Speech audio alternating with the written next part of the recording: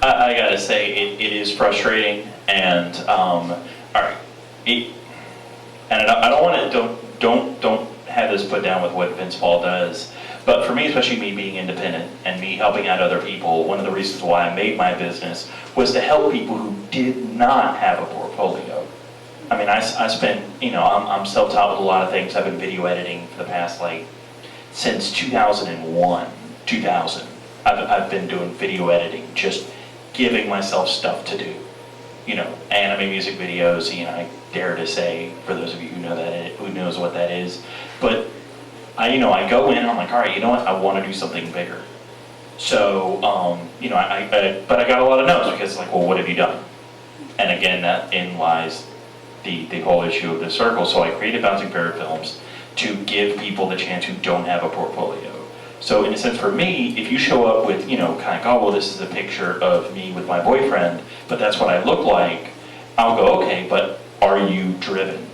I look at the person themselves. Again, don't let that discount the importance of having a professional headshot, because that is important. But in the sense of, I give my time to these people, and I go out on a limb, and then they don't show up, I'm exceptionally frustrated with that. And like I always said before is, I've got a guy, great guy, wonderful ad lib, but he won't read the script. Time Stillers was 4 6 to 8 page scripts. That's a max of 40 pages, less of 25 to 30. And it's like, wait, you wake up in the morning and you're eating your bacon and eggs, so you can't just simply read the script. I had to get up on a video chat with this guy, and I had to read everything, everyone else's lines, everyone, the what's going on, intro and extro, exterior day. I had to read all of that and then have that guy read his lines. That's frustrating. And I'm sorry, I'm not Kevin Smith. I don't have the patience or the time to put in with Jason Mewes and put in all of that extra time to get that dude to act. Point being is that if you're going to show up, know your lines, and better yet, know everyone else's lines. Because I've done plenty of things where a guy's shown up. He's like, hey, I read the part of Kenneth. I love the part of Kenneth. And he shows up. I take one look at him. I go, you know what? You'd be an excellent Dallas. It's another movie that I written the script for. It hasn't taken off yet.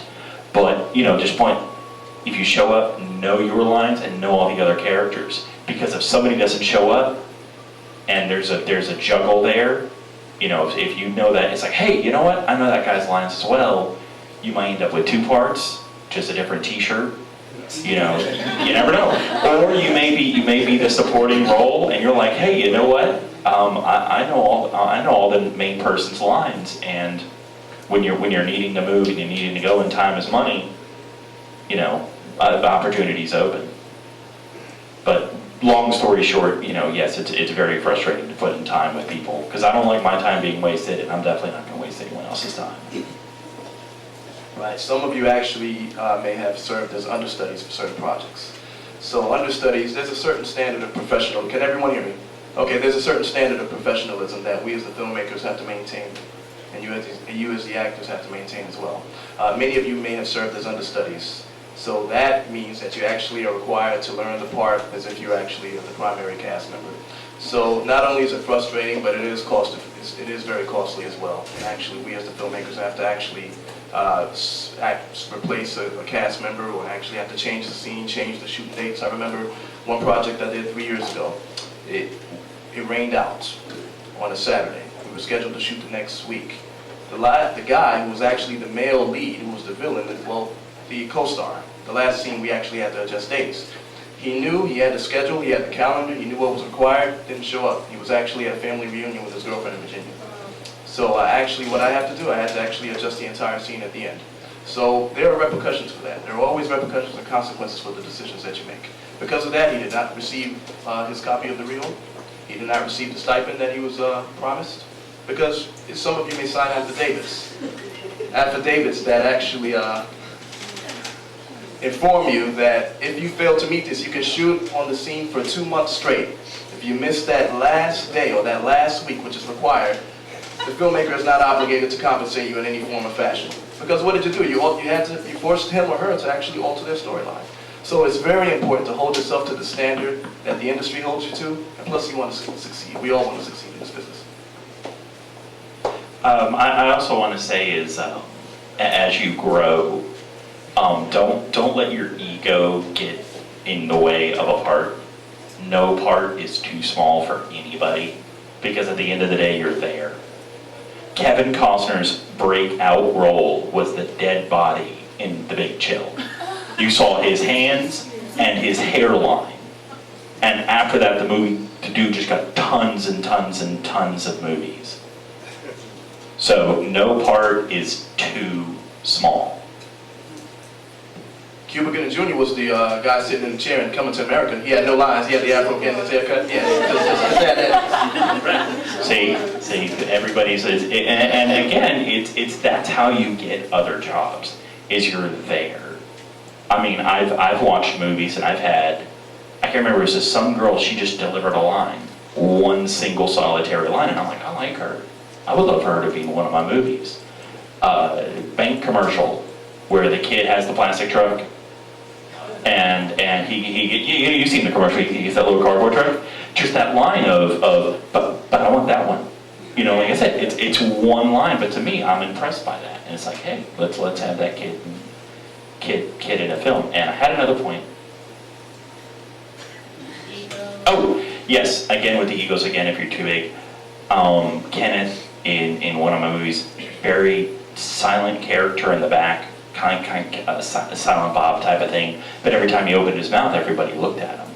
And he had, in my film, what I felt was the best joke in the entire film, and it's the last joke of the film. And I had a guy come in, he read through it, he's like, come on, let's do it, I'm ready, let's go. 2 hours before we were supposed to shoot a scene, he bugged out because he's like, well, I'm too big of an actor for this, like the character barely has any lines. So, I said, it's just never let your ego, ethics, absolutely. If the character is doing something that you feel ethically, morally against, and that's bothering you, absolutely do not sacrifice your own personal morals for a character. But never let your ego get in the way of a character, because nothing is too small. I want to add to that. Now, on a professional level, if you guys are late, it's a strike against you, it's a strike against the agency. Even if Spike says, Vince, I need 20 people for this scene, and 10 people are on time, the other 10 are late, he's looking at me, Vince, where are the other 10? Because he's contracted me in order to have people. When film directors, when they step outside and hire somebody, they don't know whether you guys are professionals or whether you guys are something off of a website. So it's real important to understand that. Now, our policy, we contract people, and I think that's the reason why it's a difference between a professional actor and somebody that's just looking. Like I give you an example, you said about your ego. There's certain things that I'm just not going to do for free. And that's just because my career has grown to a point where I'm not going to work in that project for free. I'm not going to work in that project as an extra. And that's an individual choice. It's not a thing in reference to ego, but it's a thing in reference to what do you want for yourself. And I even say this, now that's Vince Paul as the actor. Now Vince Paul as the agent, I can flip it and say, well, if you're going to work in this film for free, why should I pay you?